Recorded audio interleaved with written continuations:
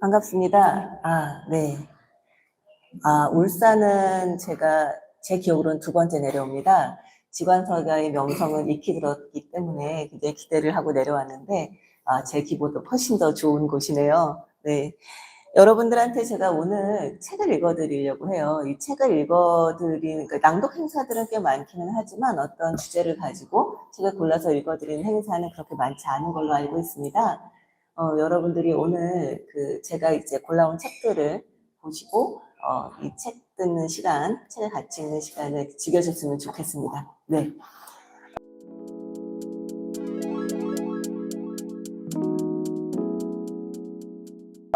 제가 이제 주제를 정할 때 얘기 들어보니까 여기 울산대공원 지점 지관서가의 테마는 관계라고 하더라고요.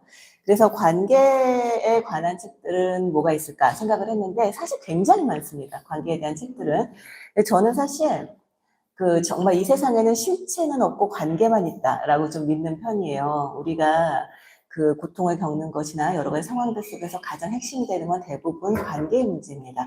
그래서 관계에 대한 책들이 워낙 많기 때문에 어떤 걸 고를까라고 고르던 중에 제 눈에 들어온 책이 이거였습니다. 김승석 교수님이 지은 타인의 고통에 응답하는 공부라는 책이에요. 최근에 나왔습니다. 이 김승석 교수님은 간단하게 이력을 말씀드리면 연세대학교 의과대학을 졸업을 하고요. 서울대학교 보건대학원 환경보건학과 부교수로 재임 중이신 분입니다. 그래서 이 우리나라에 있는 여러 가지 차별에 대한 연구들을 진행을 많이 하셨어요. 학자로서 실제 그 차별의 문제들을 굉장히 과학적으로 짚는 연구를 많이 하셨고, 그렇기 때문에 우리가 이를테면 소수자들을 위해야 된다, 차별받는 자들을 위해야 된다라는 어떤 당위적인 주장들을 할 때 그 차별의 결을 굉장히 섬세하게 짚는 작업을 하신 분입니다. 이분의 이 아픔이 길이 되려면 이 책이 첫 책이고요. 그리고 타인의 고통에 응답하는 공부, 이게 지금 최근에 나온 책인데요. 이 두 권 중에서 이 아픔이 길이 되려면 한 편, 그리고 타인의 고통에 응답하는 공부에서 한 편을 읽어드리겠습니다.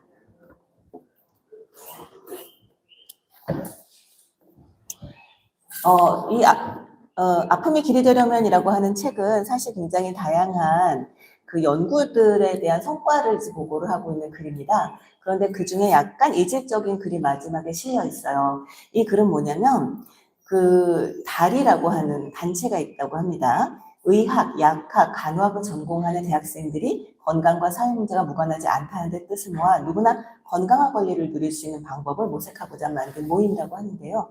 이 모임에 보낸 편지, 이 모임에서 난 소식지에 보낸 실은 글입니다. 이 글을 제가 읽어드린 이유는, 우리가 저는 이 제목이 굉장히 좋았거든요. 타인의 고통에 응답하는 공부. 우리는 타인의 고통에 응답하기 위해서라도 공부를 해야 되는데, 이것에 대해서 김승석 교수님이 어떻게 자기는 연구자의 길을 선택했는가라고 하는 것에 대해서 설명을 하고 있는 글이에요. 이 글 한번 읽어드리겠습니다. 우리 이기심을 뛰어넘는 삶을 살아요. 그날따라 그 말을 하는 게 왜 그리 힘들었는지 모르겠어요.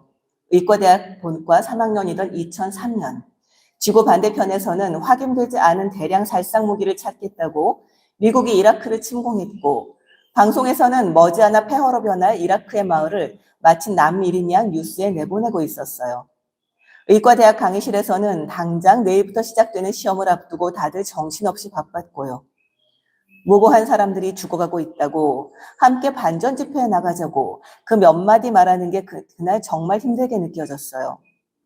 어떻게 말을 맞췄는지도 기억이 잘 나지 않아요.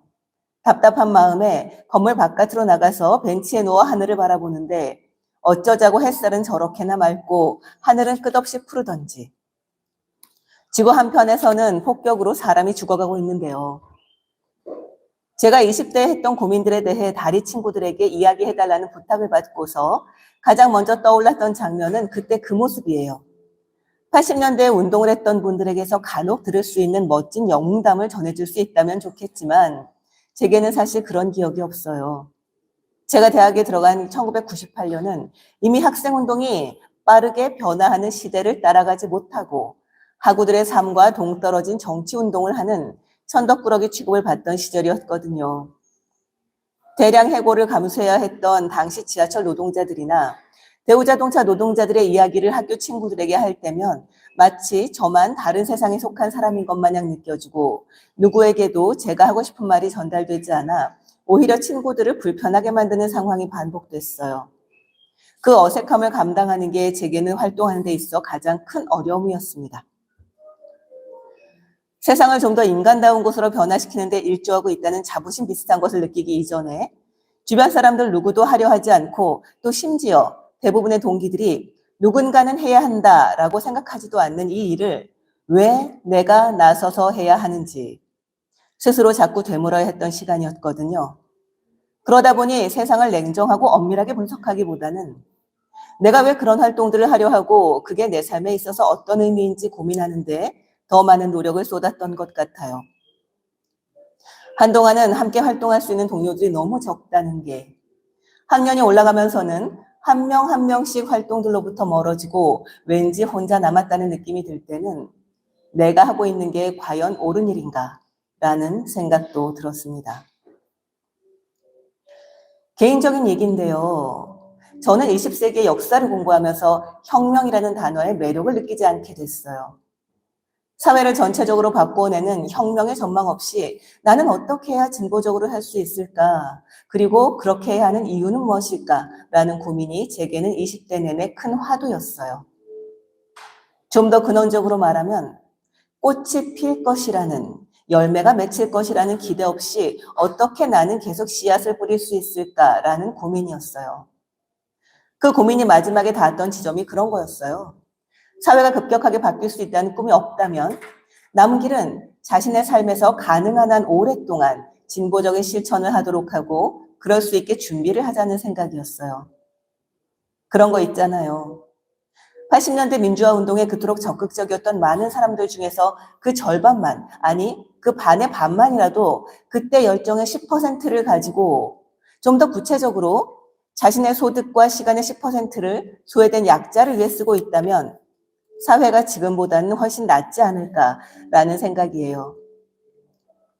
그래서 학생 시절에 했던 다짐이 지금의 공부와 활동은 앞으로 수십 년간 스스로를 망치는 일과 싸우기 위해 준비하는 시간이라고, 중요한 것은 졸업 이후에 내가 살아가는 모습이라고 생각했어요. 저는 의과대학을 졸업하고 나서 넉넉지 않은 집안의 장남인 내가 시민단체나 노동운동단체에서 일하는 전업활동가가 될 수 있을 거라고 생각하지 않았고 경제적인 이유를 떠나서 정신적으로도 전업활동가로서 그 활동을 지속해 나갈 자신이 없었어요. 졸업 후의 진로에 대한 고민 끝에 저는 학자가 되기로 결정했습니다. 여러 가지 이유가 있었지만 무엇보다 공부를 좋아하고 또 다른 사람들과의 대화나 책을 통해서 기존에 생각하지 못했던 무언가를 알게 되는 순간을 좋아했으니까요.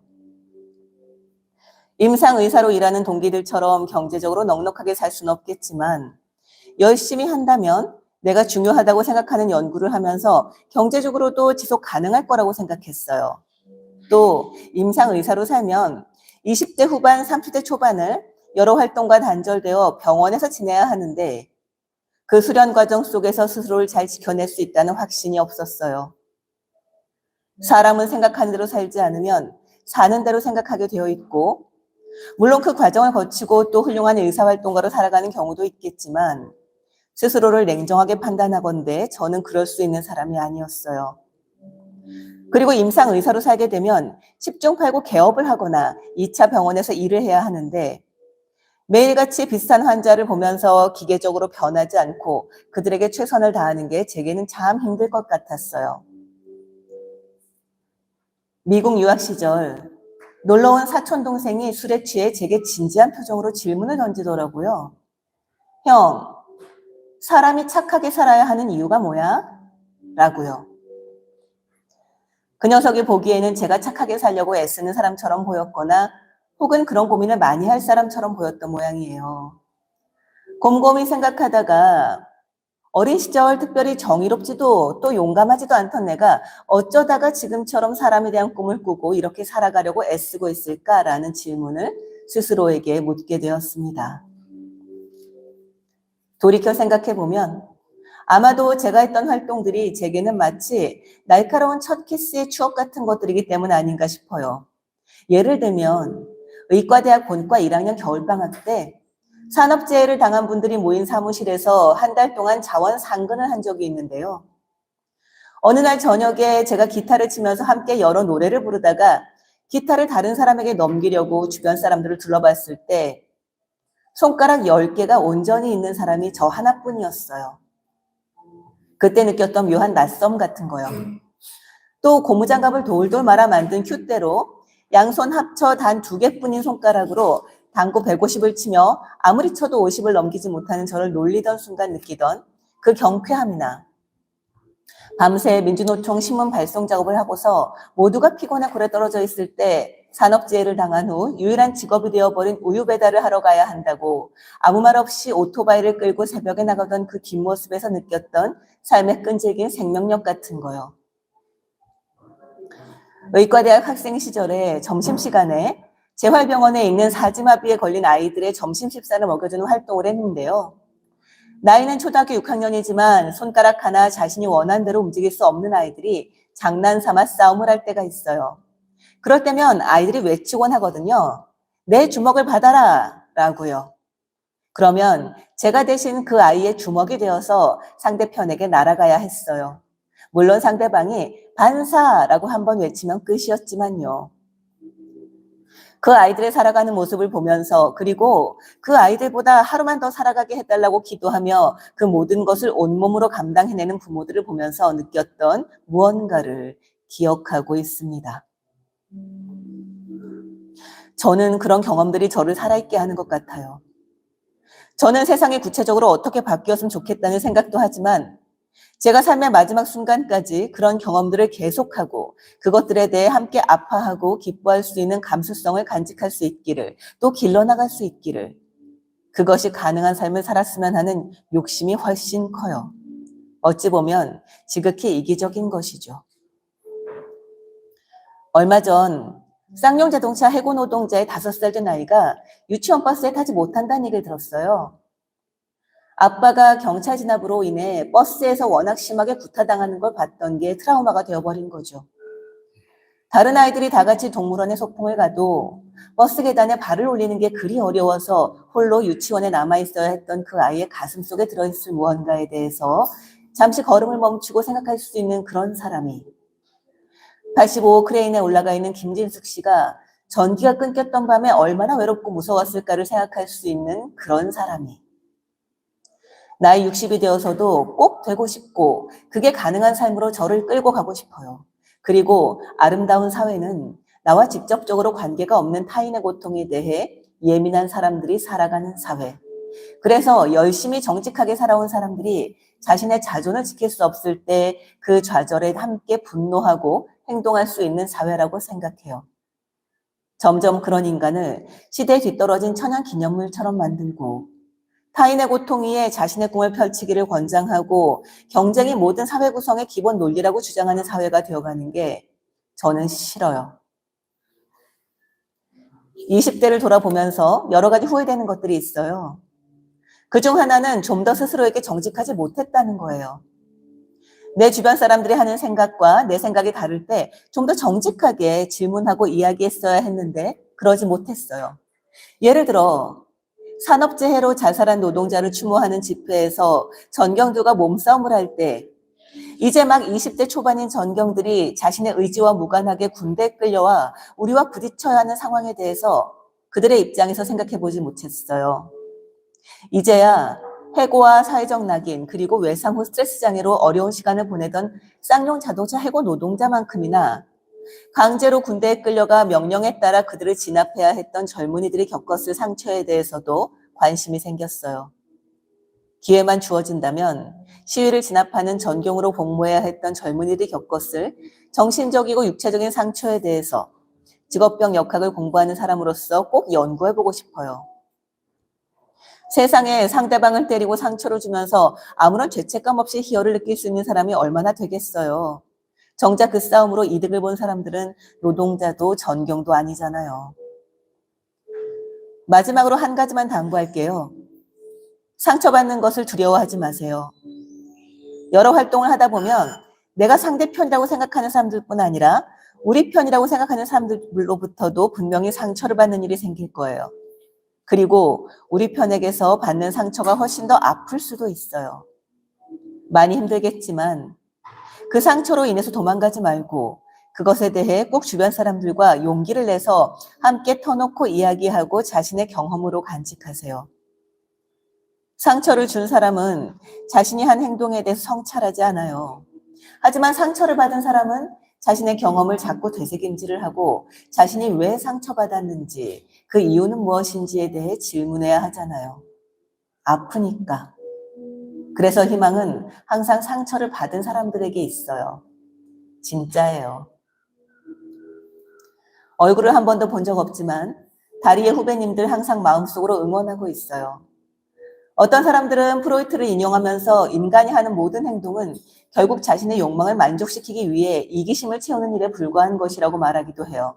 하지만 그것이 어떻게 가능할지 모르겠지만 우리 결국에는 이기심을 뛰어넘는 삶을 살아보도록 해요. 저도 열심히 노력할게요.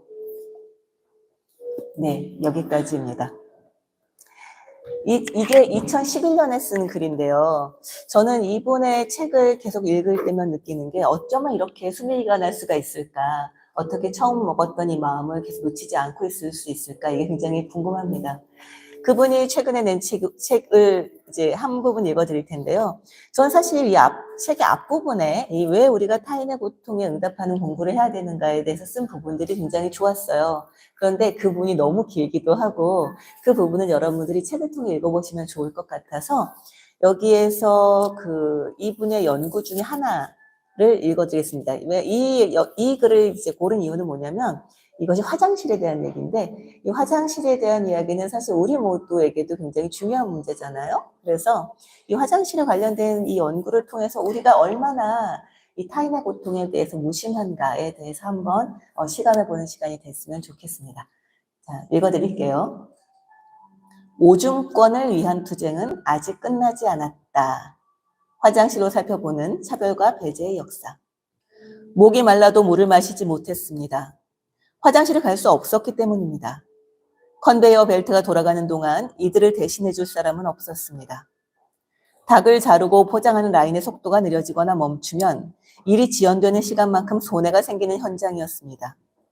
관리자들은 노동자들이 가급적 화장실에 가지 못하게 하거나 화장실에 가는 횟수를 최대한 줄이려고 했습니다.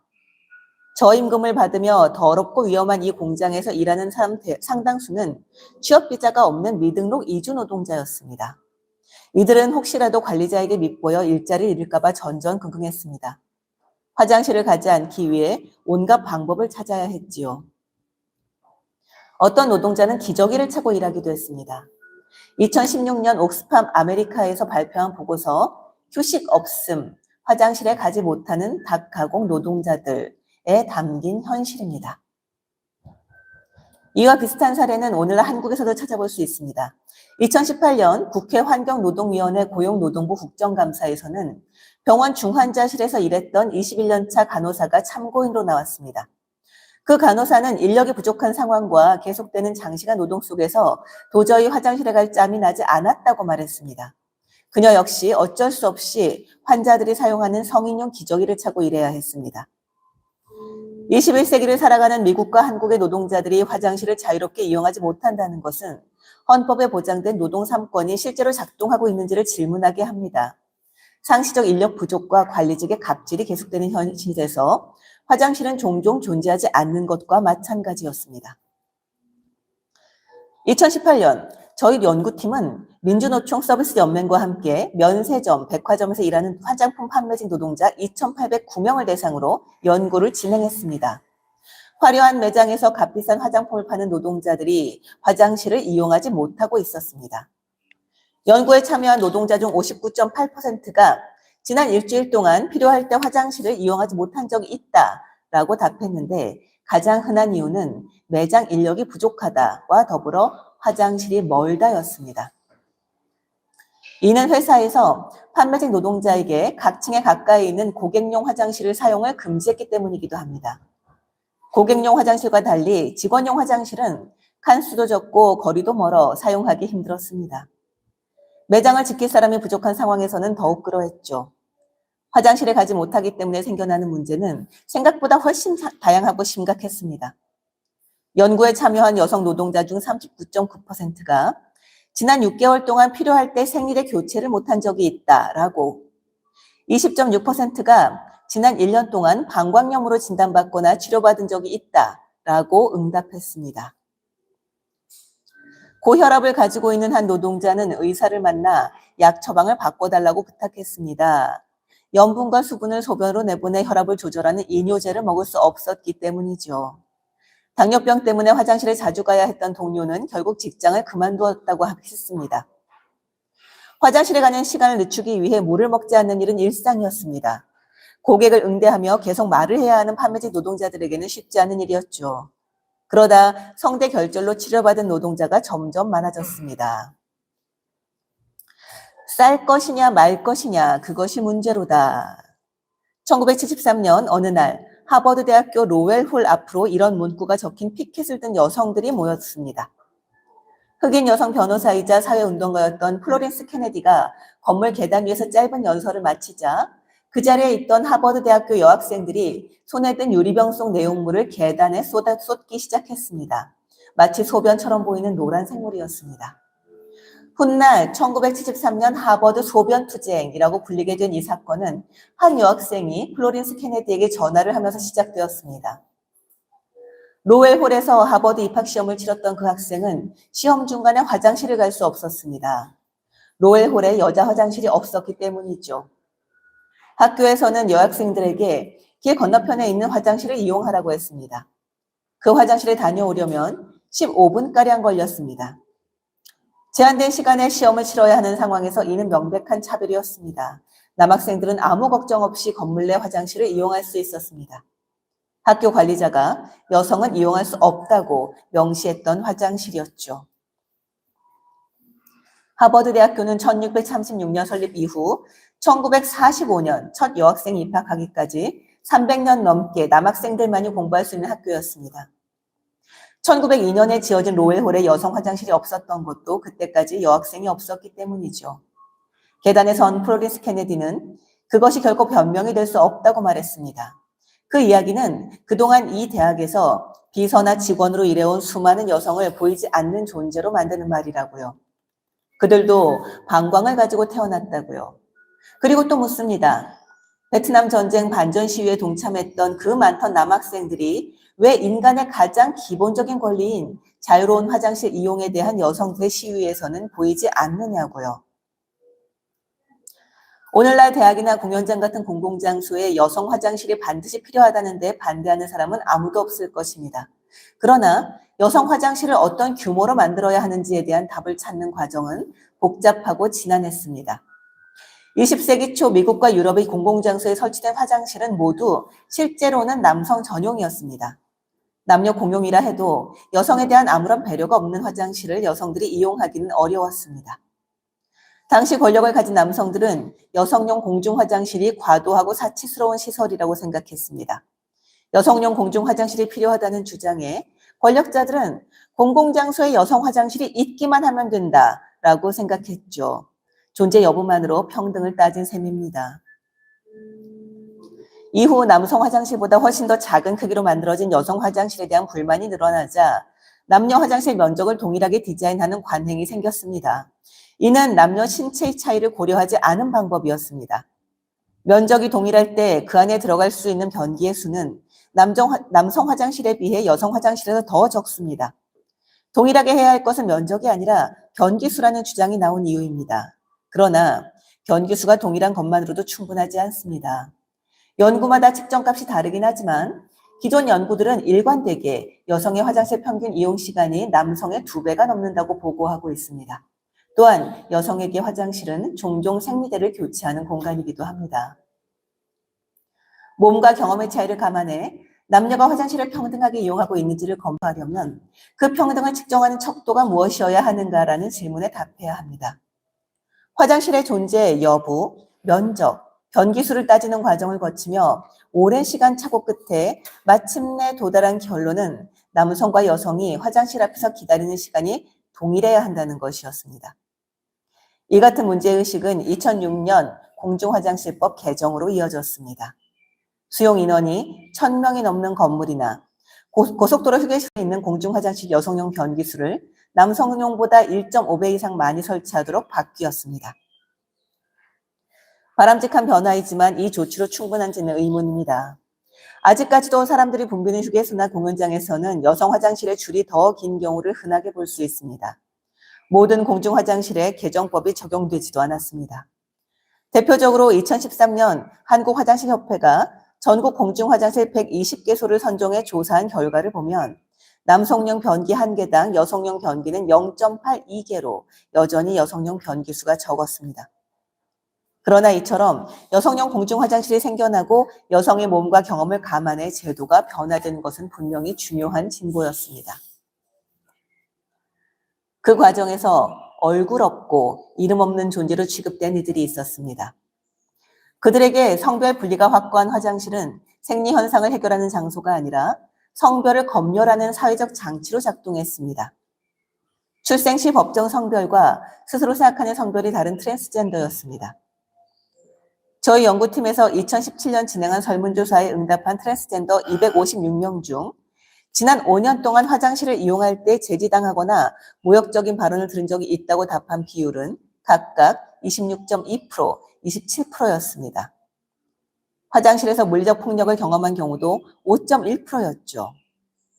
이런 상황에서 많은 트랜스젠더가 시선의 폭력을 피하기 위해 때로는 언어적, 물리적 폭력을 피하기 위해 화장실 이용을 포기하곤 합니다. 미국에서 연구년을 보내며 감탄한 것 중에 하나는 사회 곳곳에서 우리는 트랜스젠더인 당신을 환영한다는 메시지를 볼 수 있다는 점입니다. 그 대표 사례가 화장실입니다. 학회 장소나 하버드와 같은 대학 건물의 화장실뿐 아니라 커피숍이나 미술관에서도 그런 메시지를 쉽게 만날 수 있습니다. 보스턴 파인아트 뮤지엄의 여성 화장실 표지판에 스스로 규정이라는 표시는 성별 판단은 당사자가 하는 것이라는 점을 명확하게 하고 있습니다. 이는 미국 사회가 트랜스젠더를 보이지 않는 존재로 만들었던 과거와 어떻게 단절하고자 하는지를 말해주고 있습니다. 물론 이런 화장실은 미국 내에서도 논쟁이 될 때가 있습니다. 보스턴 파인아트 뮤지엄처럼 스스로 정한 성별 정체성에 따라 화장실을 이용하도록 할 경우 일부 여성은 공중 화장실에 낯선 트랜스 여성이 들어올 수 있다는 점을 탐탁치 않게 여기기도 하니까요. 특히 한국처럼 여성이 화장실에서 폭행당하거나 살해되는 사건이 계속해서 발생하는 사회라면 더욱 그럴 수밖에 없습니다. 한국 여성에게 공중 화장실은 불법 촬영과 폭력을 걱정해야 하는 불안한 공간이니까요. 그 불안 앞에서 조심스럽지만 질문해야 한다고 생각합니다. 트랜스 여성을 배제하는 방식으로 안전한 여성 화장실을 만들 수 있는가? 라고요. 폭력의 원인이 되는 구조에 대한 문제 제기가 아닌 또 다른 소수자를 배제하는 방식으로 안전을 확보하는 것이 과연 정당하고 실효성이 있을지에 대해서요. 2016년 강남역 화장실 살인 사건으로 사망한 여성을 추모하는 시민들이 붙인 포스트잇 내용을 모은 채 강남역 10번 출구 1004개의 포스트잇에는 다음과 같은 메모가 등장합니다. 오늘도 억지로 남장을 해서 살아남았다. 당신을 기억하는 트랜스 여성이.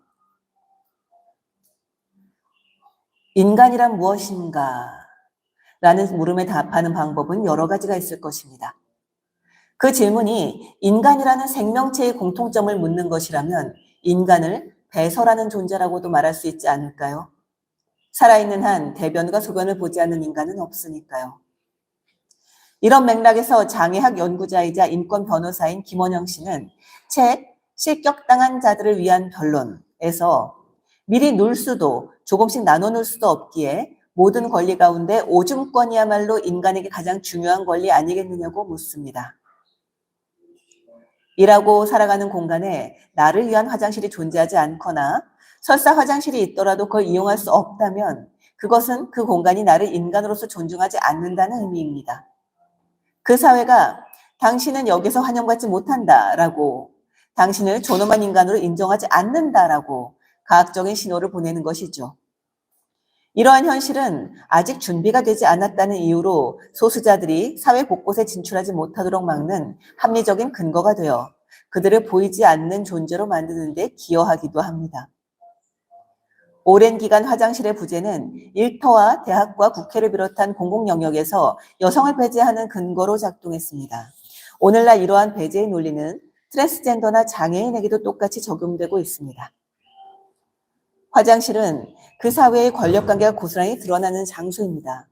그렇기에 화장실에 새로운 질서와 원칙을 구현하는 것은 그 사회가 무엇을 지향하고 있는지를 보여주는 증거이기도 합니다. 누군가의 인권을 다음으로 미룰 수 없는 것처럼 여성과 트랜스젠더와 장애인과 그 밖의 수많은 다양한 소수자가 화장실을 이용할 권리 역시 다음으로 미룰 수 없습니다. 그 누구의 오줌권도 소외되지 않는 화장실이 필요합니다. 네, 여기까지입니다. 이 오줌권이라는 말은 너무 낯설죠. 우리가 인권을 생각했을 때는 굉장히 크고 아주 거창한 것을 생각하기는 나름인데 이 차별에 대해 연구를 하다 보면 굉장히 사소한 부분에서 차별이 이루어지고 있다는 것을 알게 됩니다. 이 선량한 차별주의자라는 책도 있잖아요. 그 책을 보면 우리가 얼마나 무감각한가, 우리가 얼마나 이를테면 정의로운 사람이라고 나를 생각하면서도 차별을 하고 있는가라는 걸 실감할 수가 있습니다. 그 책도 여러분이 한번 읽어보시기를 권하고 싶어요. 이 두 권의 책이 좋은 책이긴 한데 사실 약간 딱딱한 책이기는 합니다. 이 김승섭 교수가 연구자이다 보니까 아무래도 연구 중심으로 이야기가 좀 진행이 됐죠. 제가 다음으로 선정한 책은 언론이라고 하는 책입니다. 이 외로움이라고 하는 것이 인간 관계랑 무슨 관련이 있을까라는 생각을 할 수밖에 없는데요. 그리고 사람들이 외로움을 느낀다는 것은 도대체 무엇일까라는 생각을 할 수밖에 없는데 저는 이 외로움의 문제가 관계의 문제에서 굉장히 중요하다는 생각이 들었어요. 이 책 같은 경우는 그 준파 라히리라고 하는 작가를 포함하여 21명, 포함해가 아니라 외니까 22명이죠. 22명의 작가들이 외로움이라고 하는 것에 대해서 쓴 글들을 모은 책입니다. 이 책에서 제가 골랐던 건 그 레브 그로스먼이라고 하는 작가가 쓴 글이에요. 레브 그로스먼이라는 작가는 우리에게는 그렇게 알려져 있지 않은 작가입니다. 아마 이름을 처음 들어보는 사람들도 있을 텐데요. 여기 소개에 따르면 뉴욕타임즈가 선정한 최고의 베스트셀러 마법사들 3부작을 집필한 작가라고 합니다. 네. 이 작품은 25개국에서 출간됐고 TV 시리즈로 제작이 됐다고 하는데요. 저로서는 아주 아쉽게도 읽어보지 못한 작품입니다. 이 글은 이 메인주의 남자라고 하는 이 글은 이 사람이 자기가 작가가 되기 위해서 여기 작가 지망생인 분들이 있으실지는 잘 모르겠습니다만 작가에게 가장 필요한 것은 외로움이다, 고독이다라는 말들도 많이 합니다. 정말로 고독해야지 자기 안에 있는 목소리를 드러낼 수 있다라고 이야기를 하고요. 이 작가는 그래서 내가 작가가 되기엔 외로움이 필요하겠다라는 생각을 하고 외로움을 찾는 일종의 모험을 하게 되는데요. 그것에 대한 어떻게 보면 유머러스하고 어떻게 보면 교훈을 주는 그런 이야기입니다. 1991년 가을 메인주의 엘스워스라는 조그만 마을에 지내던 당시 나는 거의 미치기 일보 직전이었다. 대학을 막 졸업하고 22살이 된 해였다. 졸업 후에 보스턴에서 멕시코 여행 가이드로 일하며 여름을 보내고 있었는데 평생 이 일을 하며 살고 싶지 않다는 걸 스스로도 잘 알고 있었다. 멕시코에 한 번도 가보지 않았다는 이유 때문만은 아니었다. 내가 정말 하고 싶은 일은 소설을 쓰는 거였다. 미치도록 소설이 쓰고 싶었다. 이 일이 앞으로 하고 싶은 일을 떠올렸을 때 유일하게 생각나는 거였다. 그래서 9월이 되었을 때 가이드 일을 접고 허브 그린 빛깔의 1985년산 스바루 한 대를 사서 소설을 쓸 장소를 찾겠다며 무작정 서쪽으로 차를 몰았다. 당시에도 단편 몇 작품을 써놓긴 했는데 예전에 대학 잡지에 기고했던 작품 수보다도 더 적은 양이었다. 2학년 땐 그중 한 편으로 캠퍼스 공모전에서 수상한 적도 있다. 그래봤자 2등이었지만 마음만은 이미 더 큰 상을 향해 한 발 다가갈 준비가 된 것 같았다. 그 전까지 시카고 서부엔 한 번도 가본 적이 없었다. 그러나 왠지 서부 쪽으로 가면 나 자신은 까맣게 입고 온종일 쭈그리고 앉아 정말로 괜찮은 작품을 쓸 수 있을 것만 같은 느낌이 들었다. 지도에 작은 점으로만 존재하는 아담한 마을이 나올 때까지 차를 몰고 가서 큰 힘을 들이지 않아도 되는 서비스 업계에 일자리를 구하고 마을 도서관에 외로운 사서와 연애를 하면서 책을 쓰는 것. 이것이 나의 계획이었다. 외로움은 그 자체로 문제가 되지 않았다. 작가가 되고 싶은 꿈을 가진 나는 분명히 남들과는 달라야 한다고 믿었으니까. 스타워즈에 나오는 한솔로처럼 한 마리 외로운 늑대처럼 뭔가 신비롭고 자족적인 존재, 나는 스스로를 이렇게 세뇌시켰다. 먼저 퀸스로 가서 지금은 전 여자친구가 된 애인을 부모님 댁에 내려주고는 첫 가을비가 촉촉히 내리는 펜실베이니아 외곽의 공업단지를 따라 차를 몰았다. 정해둔 목적지도 없이 종일 달렸다. 마땅한 동네가 나타나면 바로 알 수 있을 거라고 생각했다. 그전까지 장거리 운전을 한 번도 해본 적이 없었는데 내 예상보다 훨씬 힘들었고 낭만적이지도 않았으며 지루하기까지 했다. 라디오에서는 클래런스 토머스 대법관의 청문회가 방송되고 있었다. 도로 근처 식당에서 돈 드릴로의 마오 2세를 읽으며 혼자 저녁을 먹었다. 어느 저녁에는 소변을 보기 위해 길가에 잠시 차를 세웠는데 단단한 벽으로 둘러싸인 잔디밭에서 귀뚜라미 떼가 한꺼번에 내 쪽으로 튀어오르는 바람에 소변을 보던 채로 뒤로 자빠지기도 했다. 해가 지면 공터나 막다른 길 혹은 방치된 주차장에 차를 세우고 스바루의 조수석을 최대한 뒤로 눕힌 다음 차에서 잠을 청했다. 나는 펜실베이니아주의 지형이 매우 가파르며 너무 광활해서 사람을 의기소침하게 만든다는 걸 미처 알지 못했다. 마치 내게 누가 먼저 쓰러지나 보자고 싸움을 거는 것만 같았다. 가공할 정도로 드넓은 펜실베이니아주의 크기에 주눅이 든 나는 결국 서쪽으로 계속 달리려던 계획을 포기하고 나이아가라 폭포 쪽으로 방향을 틀었다. 비록 대륙 횡단에는 실패했지만 적어도 중요한 지리학적 이정표 중 하나를 내 눈으로 직접 확인할 수는 있으리라 기대한 것이다. 폭포 주변은 신혼부부들이 묵는 모텔에서 뿜어나오는 화려한 광채에 둘러싸여 있었는데 그 앞에 서자 나의 외로움은 더욱 확연해졌다. 그제야 내가 지금 뭘 하고 있는 건가 하는 의문이 들었다. 친구들은 제각기 자신의 인생을 살아가고 있었다. 시애틀이나 아틀란타처럼 그럴듯한 곳으로 이사를 가서 괜찮은 직업을 구했거나 아니면 대학원에 진학했고 그것도 아니면 전문적인 학교에서 열심히 공부하고 있었다. 근데 대체 나라는 인간은 여기서 혼자 무슨 짓거리를 하고 있는 거지? 진짜로 자신이 소설을 쓰는데 타고난 천재라고 생각하는 거야? 자동차에서 내린 나는 나이아가라 폭포를 바라보았고 그럭저럭 감동도 받았다. 그리고는 다시 차에 올라타 동쪽으로 향했다. 하지만 아직은 보스턴에 돌아갈 수 없었다.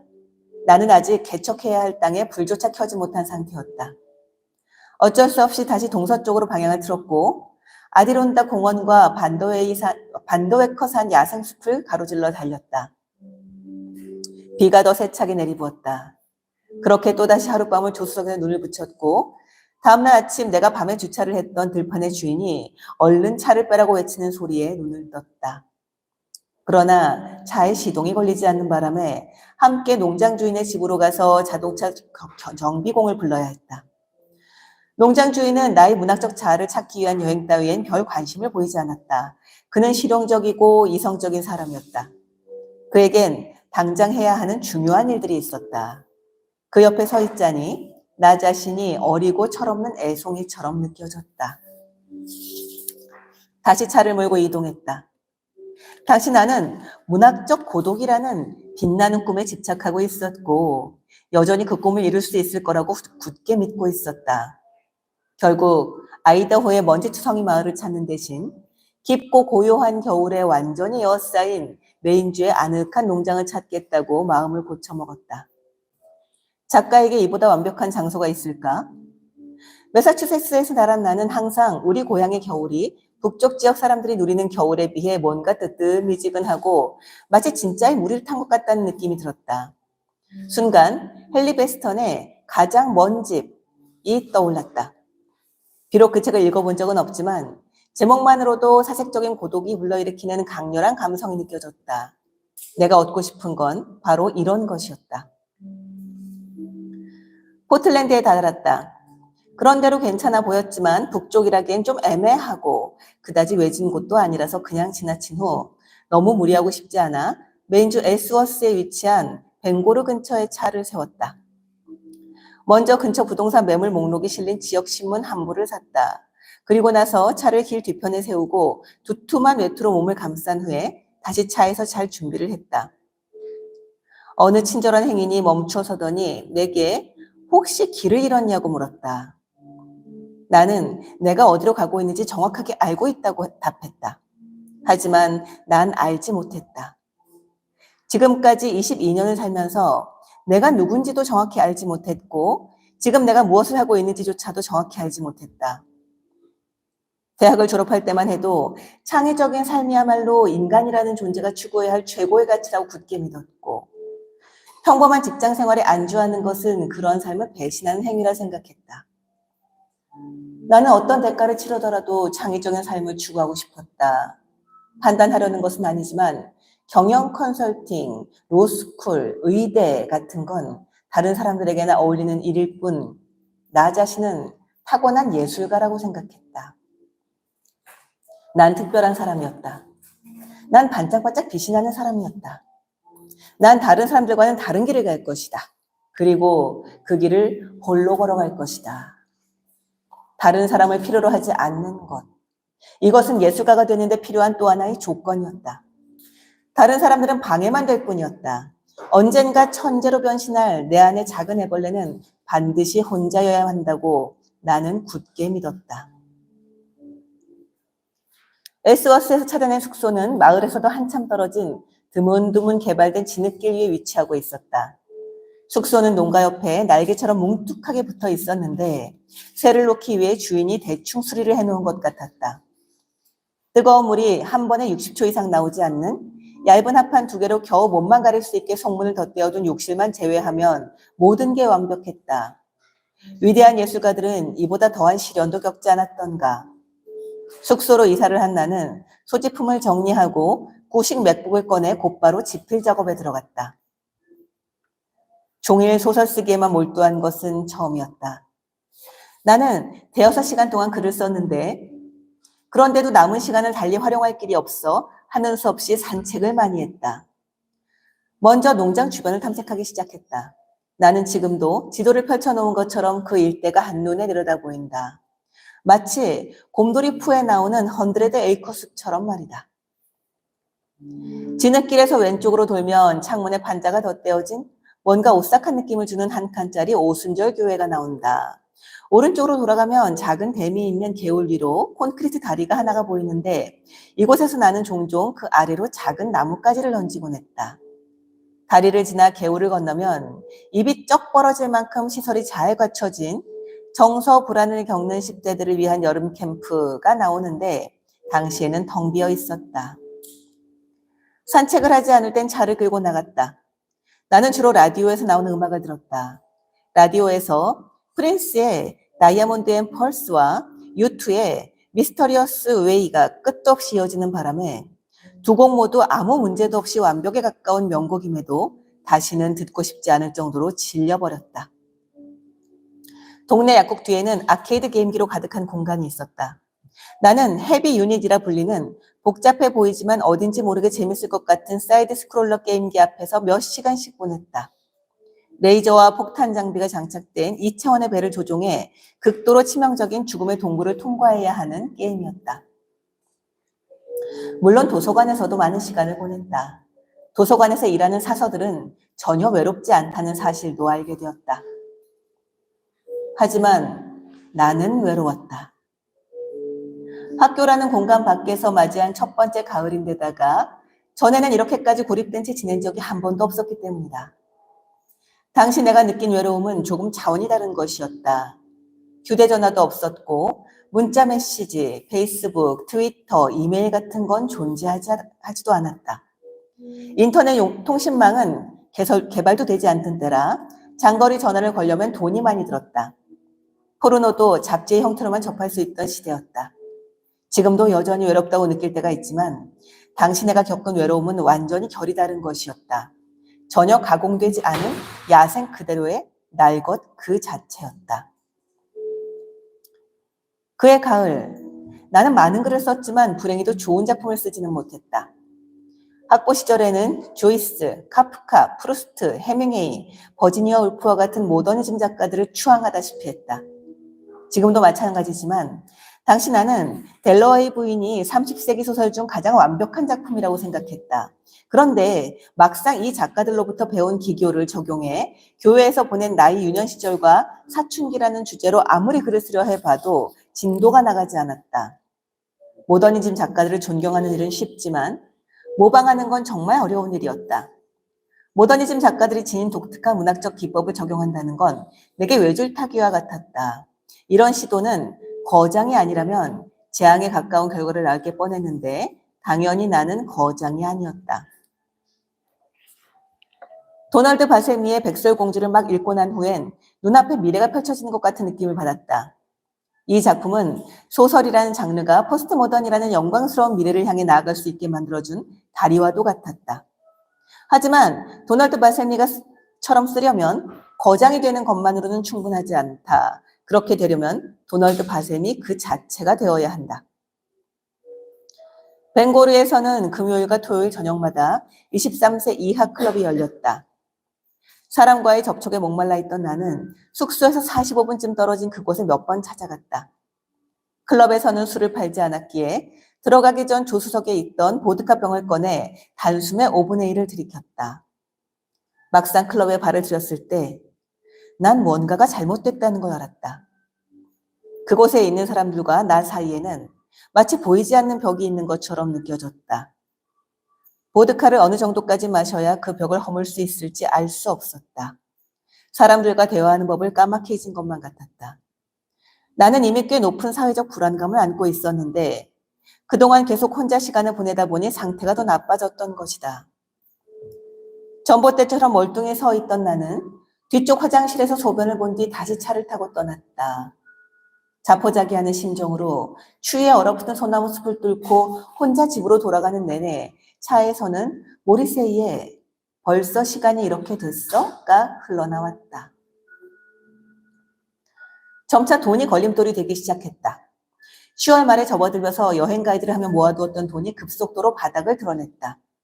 일거리를 찾아봤지만 적당한 일을 찾을 수 없었다. 엘즈워스는 주로 여름 관광객이 의존하는 곳이라 가을이면 도시가 텅 비어버렸다. 일단 단기 직업소개소에 등록했다. 골프장에서 잔디를 관리하는 일과 바허바 신문사의 편집일, 그리고 외곽지대의 우편물을 배달하는 일에 지원했다. 하지만 어디서도 연락이 없었다. 불가촉 천민이라도 된 것 같은 기분이 들기 시작했다. 그러다 드디어 한 여자를 만났다. 이름은 잊었지만 제시카라고 부르기로 하자. 마을 서점에서 학용품 판매 일을 하는 여자였다. 한 번은 서점에 이력서를 낸 적이 있었는데 거기 적힌 전화번호를 보고 내게 연락을 해온 거였다. 전화를 건 이유는 일자리 때문이 아니라 그 근방에 20대 초반이라고는 우리 둘뿐이라는 사실 때문이었다. 몇 번 정도 만나 술을 마셨는데 나로서는 그녀와 함께 있는 것이 무척이나 좋았지만 무슨 이유에서인지 우리는 서로에게 끌리지 않았다. 제시카는 영화 닌자 터틀에 나오는 거북이 배역 중에 하나를 맡기 위해 로스앤젤레스로 떠나버린 마지막 애인을 잊지 못하고 있었다. 당시만 해도 나는 내가 얼마나 외로운지 정확히 파악하지 못하고 있었다. 진짜 세상에 살고 있는 친구들이 있는데도 한 번도 나를 만나러 오라고 부르지 않았다. 어떤 면에서 보면 밤이고 낮이고 외로움이 내 오히려 빤히 응시하고 있었는데도 나 같은 사람도 외로움에 빠질 수 있다는 사실을 여전히 믿지 않고 있었다. 11월 말에 접어들자 고독감, 텅 빈 시간, 창작의 실패 등에서 비롯된 압박감으로 인해 간신히 버텨왔던 분별력조차 서서히 흐려지기 시작했다. 글을 쓰는 시간이 점점 더 줄었고 결과물에 대한 만족도도 점점 더 낮아졌다. 그게 무엇이든 뭔가를 제대로 해내지 않은 상태론 잠을 자면 안 될 것 같은 기분이 들었다. 하지만 보통은 동이 틀 때까지 눈을 뜨고 있다가 밀려드는 피로감을 이기지 못하고 쓰러져 자기 일수였다. TV는 없었지만 헐리우드에서 출시된 명작들은 그나마 시청할 수 있었다. 후크, 벅시, 케이프 피어, 환생, 빌리 베스케트, 스타트랙 6 미지의 세계, 하이랜더 2까지. 책과 음악이 이상하리만치 생생하게 느껴지기 시작했다. 록시트의 앨범 조이라이드를 듣고 또 들으면서 가사를 해석학적으로 분석해 보기도 했다.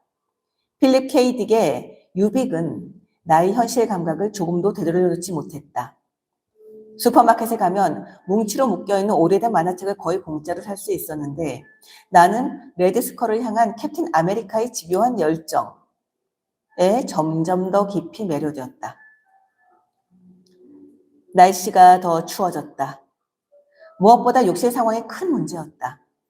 샤워를 할 때마다 탐험가 세클턴이 겪었을 법한 시련을 겪어야 했고 간간이 살갗이 될 정도로 뜨거운 물이 쏟아지기도 했다. 집안의 다른 공간들에서도 적당한 온도를 유지하기가 어려워지자 그때부터 대부분의 시간을 침대 속에서 베일리스를 병째로 들이키며 보냈다. 어느 날부터 집안에 파리떼가 끓기 시작했는데 아무래도 벽 속에 놈들의 근거지가 있는 모양이었다. 추위 때문인지 밤에는 거의 활동을 하지 않던 녀석들도 햇볕이 따뜻하게 내리쬐면 떼거리로 나타나 웽웽대기 시작하는 통에 찰싹찰싹 소리를 내면서 몇 시간이고 집안 구석구석을 헤집고 다녀야 했다. 12월의 어느 날 밤 기온이 영하 15도로까지 떨어졌을 때는 매서운 추위를 온몸으로 느끼고 싶어 입고 있던 옷가지를 전부 벗어던진 채 알몸으로 잔디밭 위를 뛰어다니기도 했다. 솔직히 12월 이후부터는 별로 기억이 나지 않는다. 그때 썼던 일기가 아직 구형 맥북에 저장되어 있긴 하지만 무슨 일이 있어도 그걸 다시 읽어보지는 않을 것이다. 아이러니하게도 당시 일기의 제목은 나이 투쟁이었는데 이는 칼 오베 크나우스고르가 쓴 동명의 작품보다 15년이나 앞선 것이다. 하지만 그 당시 내가 6군데 예술학 석사 학위 프로그램에 지원서를 보낸 건 확실한 것 같다. 왜냐하면 이듬해 봄에 6장의 불합격 통보서가 날아왔기 때문이다. 그 해의 마지막 날 처음으로 너바나의 스매시 라이크 틴 스프리트를 들었는데 기타가 반복해서 연주하던 구절이 무척 인상적이었다. 당시에 난 라디오 앞에 거의 붙어 살다시피 했는데 이 노래도 그때 들었던 곡 중 하나다. 때로는 근처 물소 농장에 찾아가 고작 3마리밖에 되지 않는 물소들이 위풍당당함을 잃은 채 추위 속에 함께 웅크리고 있는 모습을 한참 동안 지켜보기도 했다. 그렇게 모든 것이 최악으로 치달을 무렵 나는 숙소에 있는 지하 창고로 내려갔다. 농가의 주인은 은퇴한 교사로 피클을 만드는 게 취미였다. 지하실에는 그가 만든 피클통이 즐비했다. 늦은 밤, 외로움이 극에 달해 영혼조차 초췌해지면 나는 쇠 지렛대로 지하실 문을 열고 살금살금 바닥으로 기어 내려갔다. 사방이 춥고 바닥에 먼지가 가득한 그곳엔 제대로 된 조명조차 없었다. 분명 어딘가에 조명 스위치가 있기는 했을 텐데 끝까지 찾지 못한 탓에 주인은 완벽하게 어두웠다. 더듬거리면서 피클병의 뚜껑을 열자 소금물에 담겨 반쯤 발효된 오이가 손끝에서 느껴졌다. 먼지로 가득한 바닥에 쭈그리고 앉은 나는 추위와 어둠 속에서 천천히 피클을 씹어먹었다. 메인주라는 곳은 나에게 뭔가를 가르쳐 주려고 했지만 나는 배움이 더딘 편이었다. 나는 내가 알고 있는 것에 대해 뭐든 적으려 애썼는데 그 방법 자체가 나쁜 건 아니었다. 내가 아는 것은 나 자신밖에 없다고 생각했지만 그건 전적으로 틀린 생각이었다. 나는 나에 대해 전혀 알지 못했고 혼자 있는 시간을 통해 내가 몰랐던 나에 대해 너무나 많이 깨닫게 됐다. 메인주로 떠난 것은 내 안에 악마를 마주하고 이를 예술로 승화시키려는 의도였으나 나는 그 어느 것도 마주하지 못했다. 그때까지 그랬다. 결국 나는 혼자 있는 것에 실패했다. 이 모든 것을 그만두기까지 2달을 더 그렇게 살았다. 내가 버틴 시간은 다 합쳐 6개월이었다. 그곳에서 쓴 글 중 단 하나도 출간하지 못했다. 나중에 사람들에게는 돈이 떨어져서 떠날 수밖에 없었다고 말했는데 객관적으로는 맞는 말일지 몰라도 진실은 아니었다. 내가 떠난 진짜 이유는 추위와 외로움 그리고 형편없는 작가라는 사실에 진저리가 났기 때문이다. 마침내 내 생각이 틀렸다는 것을 인정하는 것보다 내게도 역시 다른 사람이 필요하다는 사실을 받아들이는 것보다 결국 나는 천재가 아니라는 현실을 직시하는 일보다 메인주에서 홀로 지내는 것이 더 끔찍하게 느껴졌던 것이다. 더 이상 메인주에 살지 않아도 된다면 나는 무엇이든 받아들일 준비가 되어 있었다. 마침내 에스워드에서 떠나기로 결정했을 때 나는 너무나 마음이 편한 나머지 무중력 상태가 된 것처럼 느껴졌다. 결국 모든 게 끝났다는 사실이 도저히 믿기지 않았다. 달 위를 걸어다니는 기분이었다. 밤새도록 숙소에 있던 짐들을 자동차에 옮겨 실은 나는 지평선 근처의 하늘이 수레국화처럼 파랗게 밝아오기 시작할 무렵 곧바로 그곳을 떠났다. 라디오에서 흘러나오는 밥 딜런의 파랗게 뒤엉킨을 들으며 마을 밖으로 빠르게 차를 몰았다. 그러다 하나뿐인 주방용 칼을 두고 왔다는 사실이 생각나 마을로 다시 돌아갔다. 다른 사람들에게 발각되어 그곳에 영원히 붙들려 있게 될지도 모른다는 불안감이 엄습해왔다. 칼을 찾은 나는 즉시 마을 밖으로 향해 차를 몰았고 이번에는 성공했다. 네, 여기까지입니다. 제가 이 책 듣는 밤, 아까 이제 자기소개를 할 때 책 듣는 밤을 15년 동안 했었다. 15년이 아니라 10년이죠. 갑자기 이제 5년이나 갑자기 더해버렸네요. 죄송합니다. 10년이나 했었다라고 이제 말씀을 주셨는데요. 제가 이렇게 여러분들한테 책을 읽어주는 행사를 해야겠다라고 생각한 이유는, 정말, 이 책을 읽을 때마다, 이건 진짜 너무나 다른 사람한테도 읽혀주고 싶은데, 이건 너무 권하고 싶은데, 라는 생각이 들어서 그 욕망을 참지 못하고 사실은 이 일을 시작을 했습니다. 다행히 사람들이 좀 좋아해 주셔서 10년이나 하게 됐는데, 아주 사심을 채우는 시간이었어요, 저로서는. 네. 그래서 여러분들이 지금 조금 힘들더라도 저희 사심을 채우기 위해서 좀 더 계셔주기를 네, 부탁드리고 싶어요. 네. 이 세 번째 책은 슬픔의 방문이라는 책입니다. 이 장일호라는 그 기자가 쓴 책인데요. 굉장히 좋은 책이에요. 이 책도 한번 읽어보시길 권하고 싶은데요. 사실 이 책을 권했던 이유는 이것도 저희 사심 때문입니다. 왜냐하면 제가 얼마 전부터 샤이니의 태민을 덕질하기 시작했거든요. 네. 제가 이 나이가 돼서 갑자기 아이돌 덕질을 시작했다는 것도 놀라운 일이고 그것이 아이돌 15년 차나 된 군대도 갔다 오고 30이 넘은 태민이라는 것도 사실 굉장히 놀라운 일인데요. 이 책에서 이 장희로 씨는 샤이니의 종현의 팬이었어요. 그래서 이 샤이니의 종현에 대한 글을 쓴 편이 있습니다.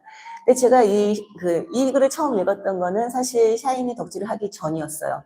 근데 그때에도 이 사람이 가지고 있는 이 애틋한 애정에 대해서 감동하며 읽었던 기억이 있는데, 제가 샤이니가 어떤 존재인가를 알고 난 뒤에 읽으니까 더 감동적이더라고요. 그래서 우리가 무언가를 좋아한다는 것이 무엇인가, 사람을 좋아한다는 것은 무엇인가에 대한 좋은 글이 아닌가 싶어서 가지고 왔습니다.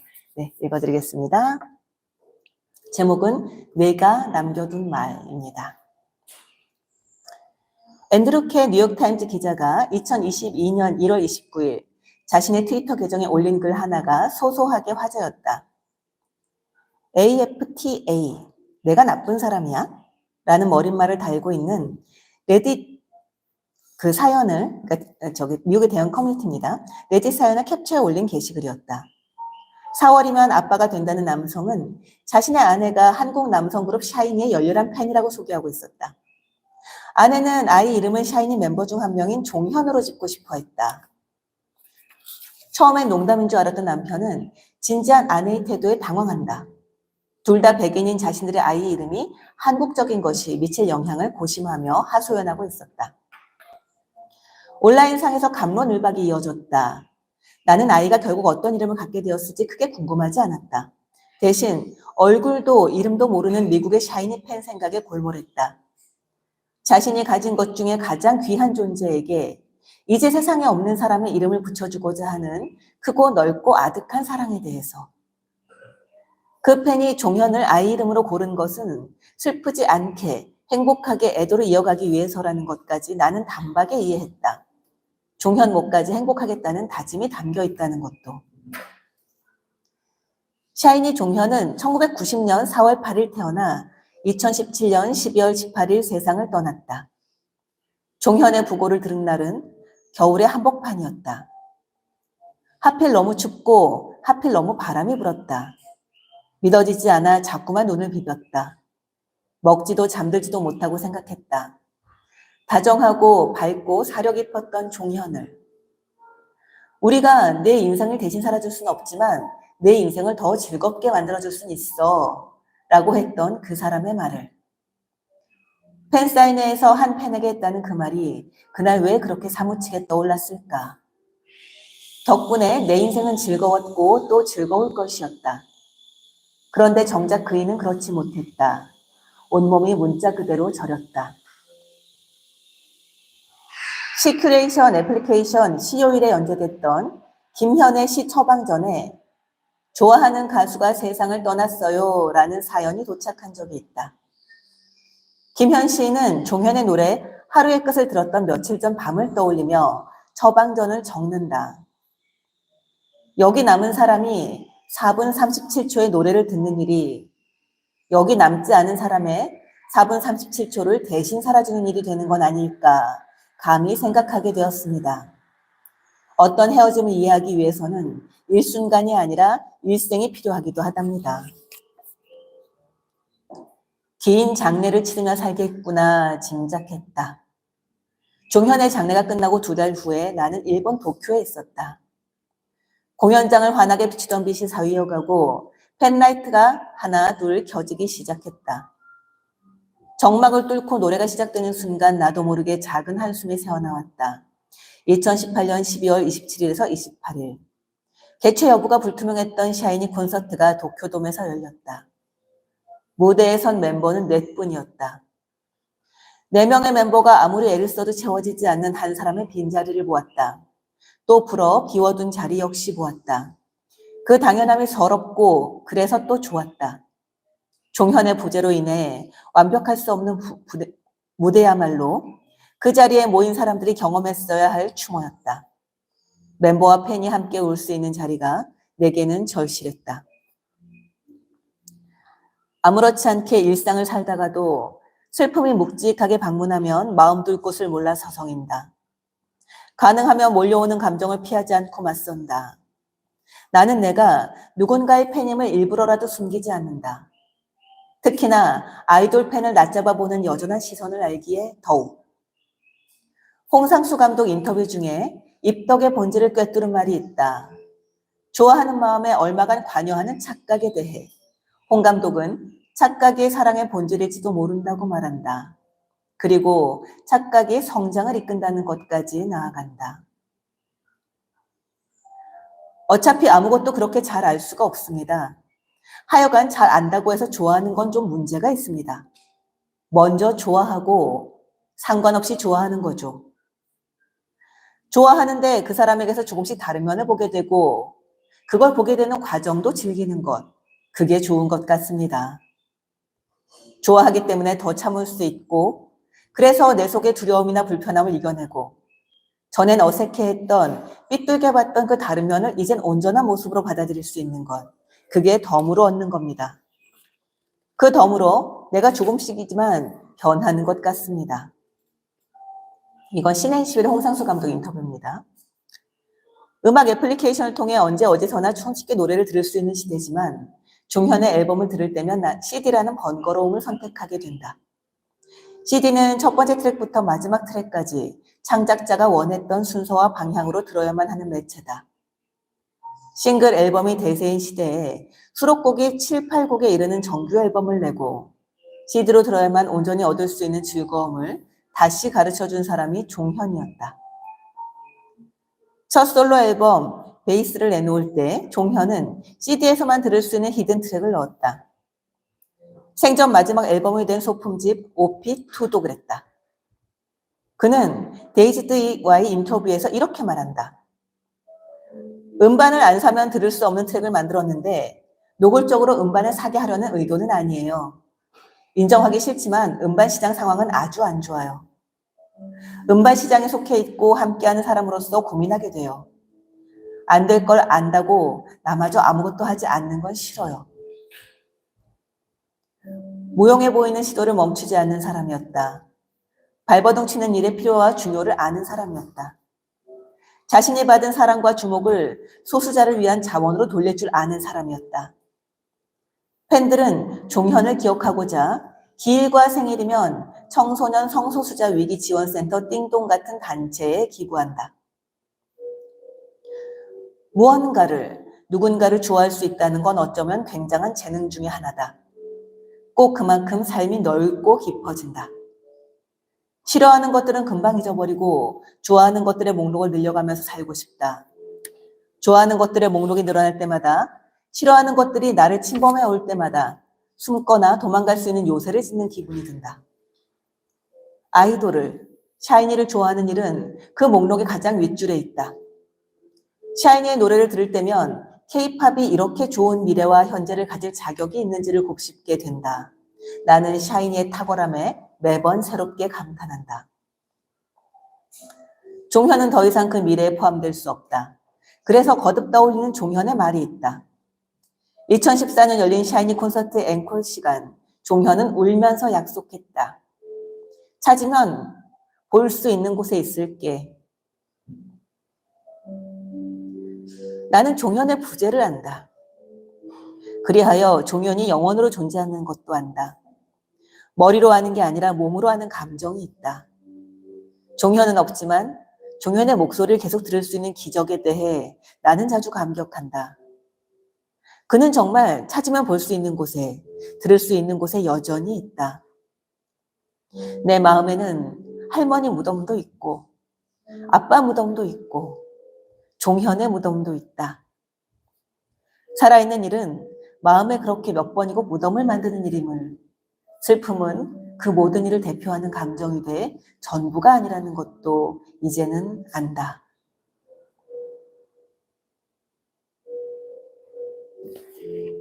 네, 여기까지입니다. 저는 태민 팬이거든요. 종현 팬이 아니라. 그런데도 이런 부재에 대한 감정들은 사실은 종현이 아니라고 해도 다들 갖고 있는 게 아닌가라는 생각이 들어요. 제가 이제 책 뜨는 거 하면서 책을 읽을 때마다 가끔 이렇게 우는 추태를 보여드립니다. 죄송합니다. 네. 자, 시간이 좀 됐지만 이 마지막 책을 안 읽을 수가 없어서 네, 이 책을 읽을 때까지 조금만 들어주시기를 권하고 싶습니다. 이 책은 제가 정말 좋아하는 책이거든요. 이 향로를 따으면은 이 책을 쓴 저자인 그 로빈 월 키머러는 그 인디언이에요. 인디언들의 지혜를 가지고 있는 사람인데 식물학자입니다. 그래서 과학적 지식과 그 다음에 이 인디언 지혜가 결합이 된 글을 쓰고 있는데요. 이 결합이 너무나 절묘하기 때문에 왜 우리가 천이무봉이라고 하잖아요. 기운 자국이 전혀 없습니다. 그래서 이 사람의 글을 읽는 것이 저는 정말 모든 사람들이 이 글을 읽었으면 좋겠다라고 생각을 하는데요. 아마도 이 사람의 그 철학을 접하게 되면 우리의 삶이 바뀌지 않을까라는 생각을 저는 하게 됩니다. 그 중에 한 편을 읽어드릴게요. 제목은 딸기의 선물입니다. 한때 에반 피터가 자신을 강히 키운 소년으로 짧게 소개하는 것을 들었다. 그가 자신을 소개한 말은 강바닥의 돌멩이만큼이나 매끄럽고 미끌미끌했다. 그 말의 뜻은 그저 자신이 강 유역에서 자랐다는 것일까? 아니면 그를 키우는데 삶에 필요한 것들을 가르치는데 강이 한몫했다는 말일까? 강은 그를 먹였을까? 몸과 영혼을? 내 생각에 강이 키운다는 말에는 두 가지 의미가 다 있다. 하나가 없이는 다른 하나도 가지기 힘들다. 어떤 면에서 나는 딸기가 키웠다. 아니, 딸기밭이라고 해야 하려나? 단풍나무, 솔송나무, 스트로브잣나무, 미역치, 참치, 제비꽃, 뉴욕교회의 이끼가 나를 키우지 않았다는 말은 아니지만 내게 세상에 대한 감각을, 세상 속에 나의 자리를 선사한 것은 여름 내 아침마다 이슬 맺힌 잎 아래에 열린 야생 딸기였다. 우리 집 뒤쪽에는 들벽으로 구획된 옛 건초밭이 있었는데 경작하지 않은 지 오래됐지만 아직 숲으로 바뀌진 않았었다. 통학버스가 털털거리며 언덕 위로 올라오면 나는 빨간색 격자무늬 책가방을 내던지고 옷을 갈아입은 다음 엄마가 심부름거리를 생각해내기 전에 개울을 폴짝폴짝 건너 미역치 사이를 헤매고 다녔다. 우리 머릿속 지도에는 애들에게 필요한 지형이 모두 들어있었다. 온나무 아래의 요새, 돌무더기, 강, 가지가 하도 일정하게 뻗어 있어서 사다리처럼 타고 꼭대기까지 올라갈 수 있는 커다란 소나무, 그리고 딸기밭까지. 작은 야생 장미처럼 가운데가 노란 흰색 꽃잎들이 5월 와비고와니기지스, 즉 꽃의 달에 수천 평의 곱슬곱슬한 풀밭에 점점이 박혀 있었다. 우리는 꽃잎을 유심히 살폈다. 개구리를 잡으러 가는 길에 새겹 잎을 들춰 진도를 점검했다. 마침내 꽃잎이 떨어지면 작은 초록색 돌기가 그 자리에 돋아나서 날이 길고 따뜻해지면 작은 흰색 열매로 부풀었다. 맛이 쉬었지만 진짜 배기를 기다릴 인내심이 없어서 입에 넣곤 했다. 딸기가 익으면 모양보다 냄새로 먼저 알 수 있다. 딸기 향은 축축한 땅 위에서 햇볕 냄새와 섞인다. 6월 끝자락 마지막 등교일이었다. 자유를 얻은 날이자 오데미니기지스, 즉 딸기의 달이었다.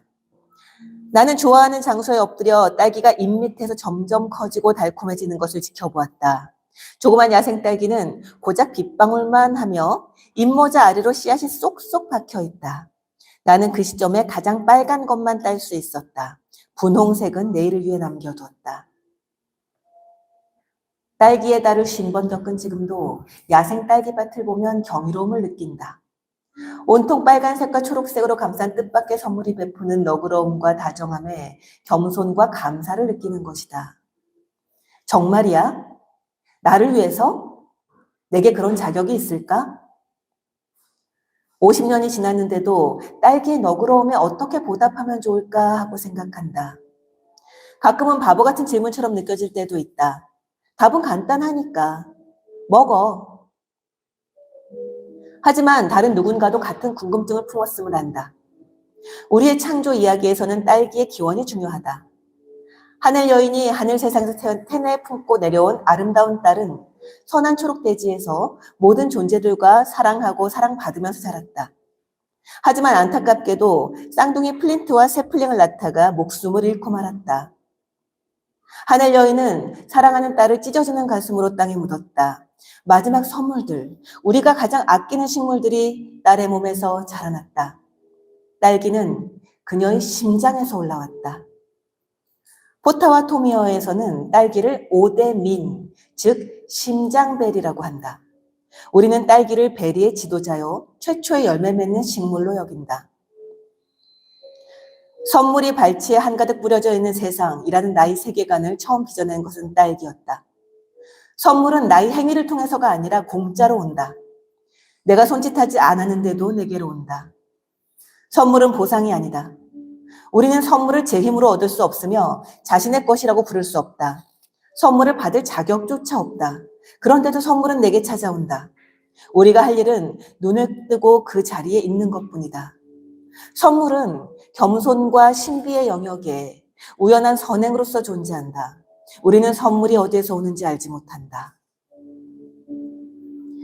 어릴 적 들판은 우리에게 딸기, 나무딸기, 검은 딸기, 가을의 피칸, 그리고 우리 엄마가 받은 들꽃 꽃다발을 아낌없이 베풀었으며 일요일 오후 우리 가족의 산책길이 되어주었다. 들판은 우리의 놀이터, 은신처, 야생보호구역, 생태학 교실, 돌벽에 세운 깡통 맞히는 법을 배운 장소였다. 모든 것이 공짜였다. 내가 생각하기에는 그랬다. 당시에 나는 세상을 선물 경제로 경험했다. 재화와 용역은 돈 주고 사는 것이 아니라 대지에게 선물로 받는 것이라고 생각했다. 물론 이 들판과 멀리 떨어진 곳을 지배하던 임금 경제 아래에서 우리 부모님이 생계비를 벌려고 얼마나 분투했는지는 다행히도 몰랐다. 우리 가족이 서로 주고받는 선물은 거의 언제나 손수 만든 것이었다. 나는 그것이 선물의 정의라고, 선물은 누군가를 위해 만든 무언가라고 생각했다. 우리는 모두 성탄절 선물을 만들었다. 낡은 클로락스 병으로 돼지 저금통을, 부서진 빨래 집게로 냄비 받침을, 안 씻는 양말로 꼭두각시 인형을 만들었다. 우리 엄마는 가게에서 선물을 살 돈이 없어서 그랬다고 말한다. 하지만 선물 만들기는 내게 고생스러운 일이 아니라 특별한 일이었다. 우리 아빠는 야생 딸기를 좋아한다. 그래서 아버지 날, 아버지를 기념하는 날이라고 합니다. 이 되면 엄마는 늘 딸기 쇼트케이크를 만들었다. 엄마는 겉이 딱딱한 쇼트케이크를 굽고 생크림을 단단하게 저었지만 딸기를 조달하는 것은 우리의 일이었다. 우리는 오래된 병을 한두 개씩 들고서 아버지 날 전날인 토요일을 들판에서 보냈는데 병은 좀처럼 채워지지 않았다. 우리 입으로 들어가는 딸기가 더 많았으니까.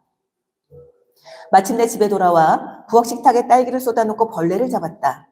틀림없이 몇 마리 놓쳤을 텐데도 아빠는 첨가된 단백질을 한 번도 거론하지 않았다. 사실 아빠는 야생 딸기 쇼트케이크가 최고의 선물이라고 생각했다. 적어도 우리는 그렇게 믿었다. 결코 살 수 없는 선물. 딸기가 키운 아이인 우리는 딸기의 선물이 우리에게서가 아니라 들판 자체에서 왔음을 몰랐던 것 같다. 우리의 선물은 시간과 관심과 정성과 빨갛게 물든 손가락이었다. 그야말로 하트, 심장의 벨이었다. 대지가 주는 선물 또는 우리가 서로 주고받는 선물은 특별한 관계를 확립한다. 이것은 주고받고 보답하는 일종의 의무다. 들판은 우리에게 주었고 우리는 아빠에게 주었다. 우리는 딸기에 보답하려고 노력했다. 딸기철이 지나면 딸기는 빨갛고 가늘한 덩쿨을 뻗어 번식한다. 뿌리 내릴 좋은 장소를 찾아 딸기 덩쿨이 땅 위를 기어다니는 광경에 매혹된 나는 덩쿨이 닿는 곳에 잡초풀을 뽑아 작은 맨땅을 만들어 주었다. 덩굴에서는 어김없이 작고 귀여운 뿌리가 돋아났으며 계절의 끝 무렵에는 더 많은 줄기가 생겨났다. 이듬해 딸기의 달에 꽃을 피울 채비가 끝났다. 이것은 누구에게 배운 것이 아니다. 딸기가 우리에게 보여준 것이다. 딸기는 우리에게 선물을, 우리 사이에 열린 지속적인 관계를 베풀었으므로. 주변 농부들은 딸기를 많이 재배했으며 아이들을 고용하여 딸기 뽑는 일을 시킬 때도 많았다. 나는 형제 자매들과 자전거를 타고 멀리 크랜델 농장까지 가서 딸기 따는 일로 용돈을 벌었다. 한 대당 20센트를 받았다. 하지만 크랜델 아주머니는 우리를 깐깐하게 감시했다. 앞치마를 두른 채 딸기밭에 가에 서서 딸기 따는 법을 지시하고 하나도 으깨면 안 된다고 경고했다. 규칙은 또 있었다. 아주머니는 이렇게 말했다. 이 딸기는 내 것이야. 너희 것이 아니라고. 내 녀석들이 내 딸기를 먹는 꼴을 못 본다.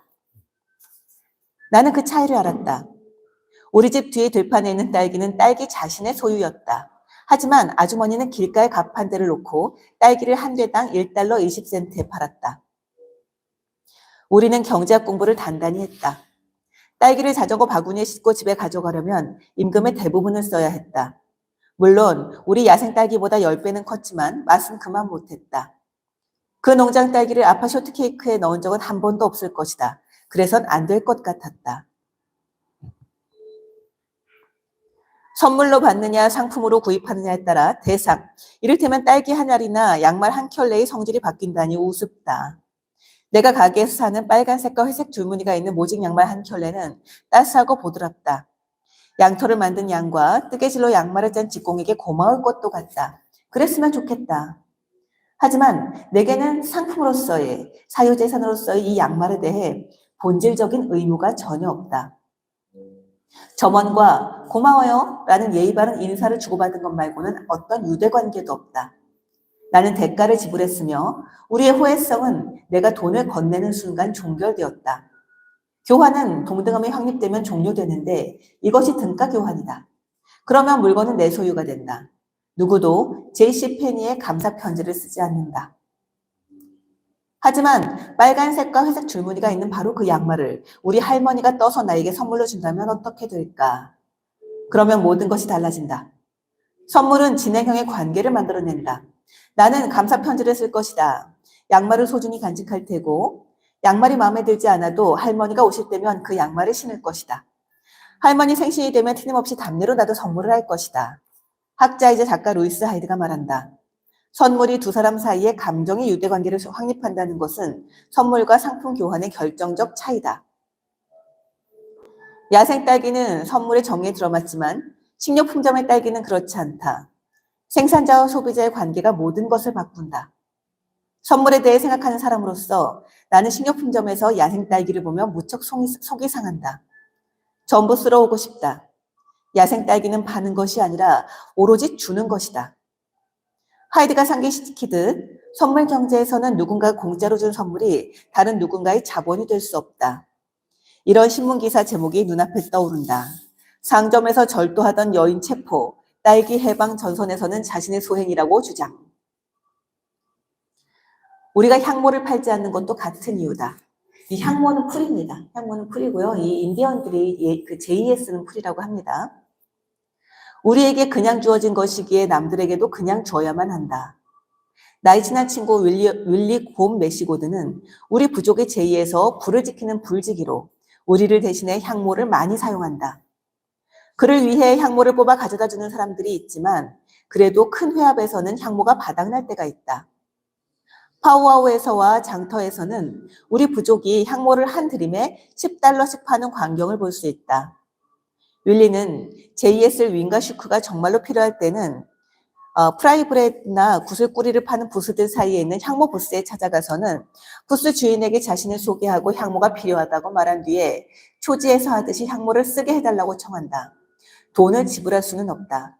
돈이 없어서가 아니라 향모를 사거나 팔면 제의적 성격을 잃기 때문이다. 윌리는 주인이 향모를 두둑히 주리라 기대하지만 그러지 않을 때도 있다. 주인은 연장자가 자신에게 향모를 뜯어낸다고 생각하여 이렇게 말한다. 이봐요, 공짜로 가져가실 수는 없다고요. 하지만 그게 바로 요점이다. 선물은 공짜로 주는 것이다. 성스러운 식물이기에 팔 수는 없다. 떨떠름한 점포 주인들은 윌리에게 가르침을 얻겠지만 돈은 결코 받아내지 못할 것이다. 향모는 어머니 대지님에게 속한다. 향모를 뽑는 사람은 자신의 필요와 공동체의 필요에 따라 온당하고 공손하게 처신한다. 대제의 선물로 보답하고 윙과 슈크를 보살핀다. 드림은 선물로 존경을 표하려고 감사를 전하려고 치유하고 힘을 불어넣으려고 준다. 향모는 가만히 있는 법이 없다. 윌리가 향모를 불에 바칠 때 이 향모는 손에서 손으로 전해지며 그때마다 존중받아 더 풍성해지는 선물이다. 이것이 선물의 본질이다. 선물은 이동하며 그때마다 가치가 커진다. 들판은 우리에게 딸기를 선물로 주었고 우리는 아빠에게 선물로 주었다. 많이 나눌수록 가치가 커진다. 사유재산 개념에 물든 사회에서는 이것을 이해하기 힘들다. 다른 사람을 나누면서 배제하는 것이야말로 사유재산의 정의니 말이다. 이를테면 땅의 무단 출입을 금지하는 관습은 재산 경제에서는 예상되고 용인되지만 땅을 모두의 선물로 보는 경제에서는 용납되지 않는다. 로이스 하이드는 인디언 중려지를 참고하면서 이 부조화를 근사하게 그려냈다. 오늘날 인디언 증여자라는 말은 무언가를 주고 나서 돌려받기를 원하는 사람을 경멸적으로 일컫는 부정적 의미로 쓰이지만 실은 선물 경제에서 작동하는 토착 문화와 사유재산관념에 근거한 식민지 문화 사이의 매혹적인 간문화적 오역에 비롯된다. 정창민은 원주민에게서 선물을 받으면 이것을 귀하게 간직해야 한다고 생각했다. 그 선물을 남에게 주는 것은 선물 준 사람을 모욕하는 것이라고 여겼다. 하지만 원주민은 선물의 가치를 호혜성에 두었으며 선물이 돌고 돌아 자신에게 오지 않으면 모욕을 느꼈다. 우리의 옛 가르침 중 상당수는 무엇을 받든 다시 주어야 한다고 말한다. 사유재산 경제의 관점에서 선물이 공짜인 것은 대가를 치르지 않고 무료로 받기 때문이다. 하지만 선물 경제에서 선물은 공짜가 아니다.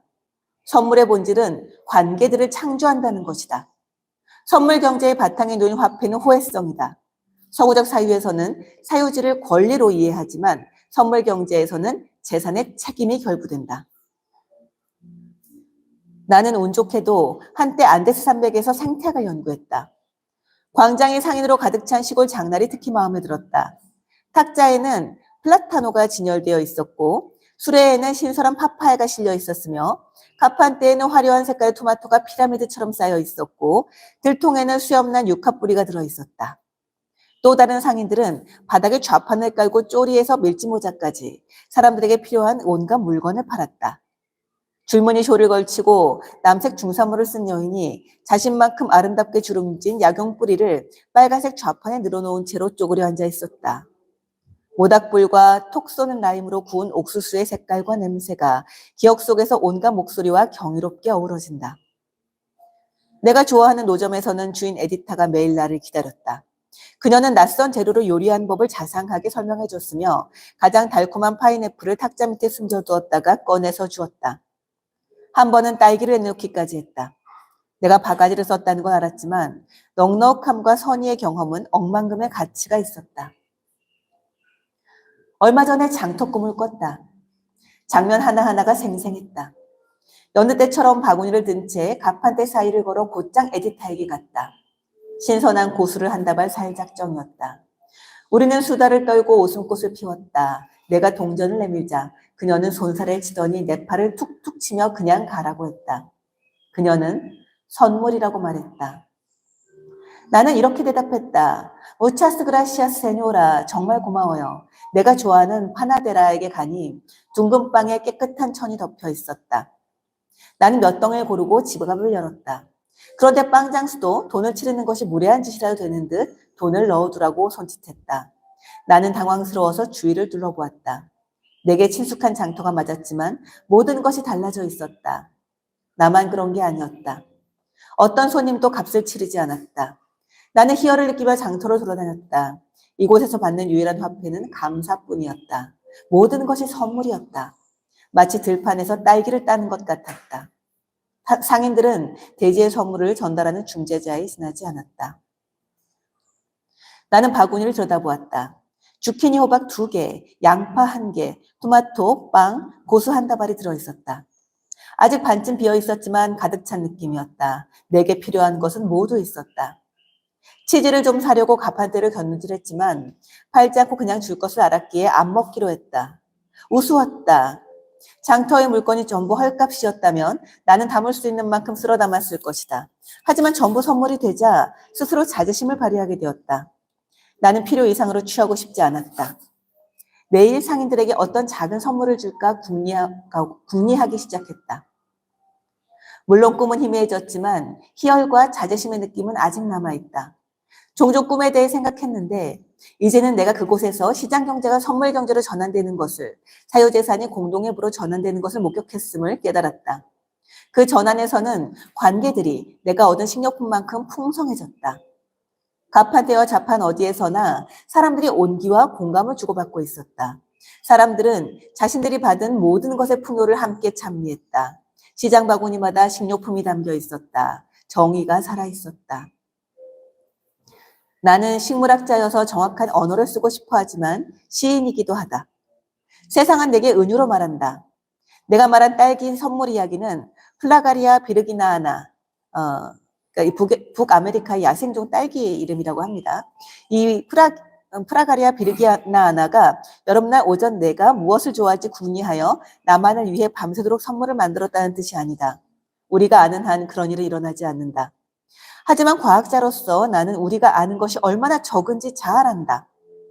실제로 식물은 당과 씨앗과 향기와 색깔의 작은 꾸러미를 밤새도록 싸고 있었다. 그렇게 하면 진화적 적합도가 높아지기 때문이다. 식물이 나 같은 동물을 유혹하여 씨앗을 퍼뜨리는 데 성공하면 맛있는 열매를 만드는 유전자가 맛없는 열매를 만드는 유전자보다 더 큰 확률로 후대에 전달된다. 식물이 만드는 열매는 씨앗을 퍼뜨리는 동물의 행동을 변화시켜 적응적 결과를 낳는다. 물론 내 말은 우리가 어떤 관점을 택하느냐에 따라 인간과 딸기의 관계가 달라진다는 뜻이다.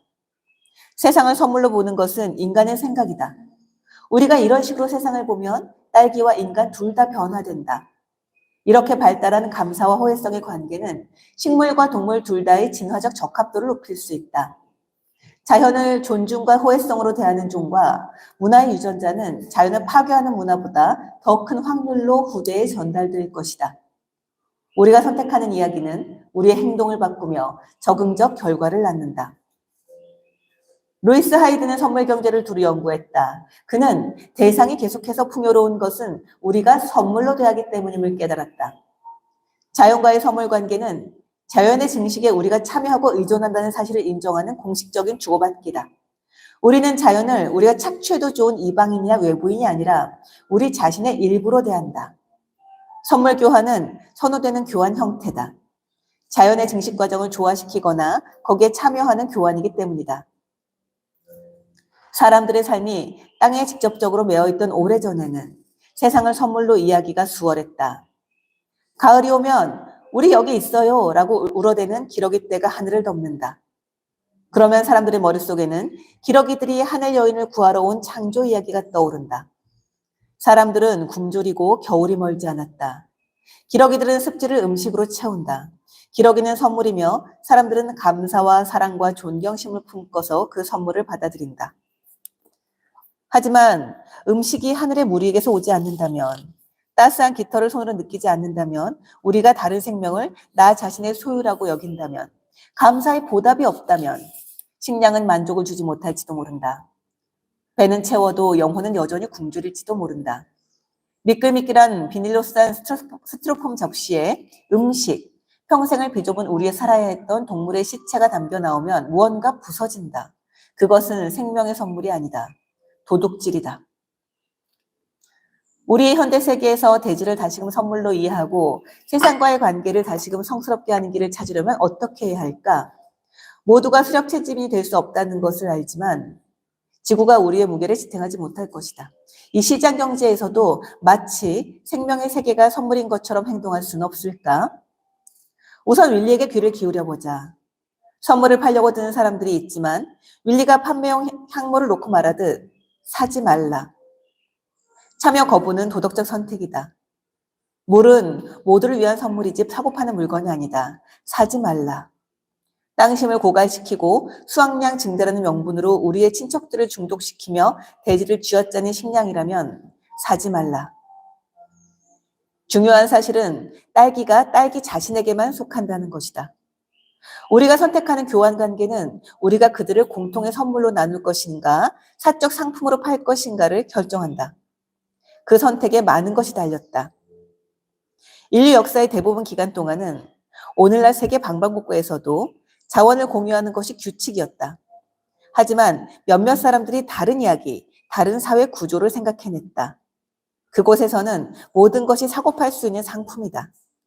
시장 경제의 이야기는 들불처럼 번졌으며 인간에게는 불평등을, 자연에게는 참화를 가져왔다. 하지만 이것은 우리가 스스로에게 말한 이야기에 불과하다. 우리는 다른 이야기를 하고 옛 이야기를 복원할 필요가 있다. 이 이야기 중 하나는 우리가 의존하는 생명의 체계를 지탱한다.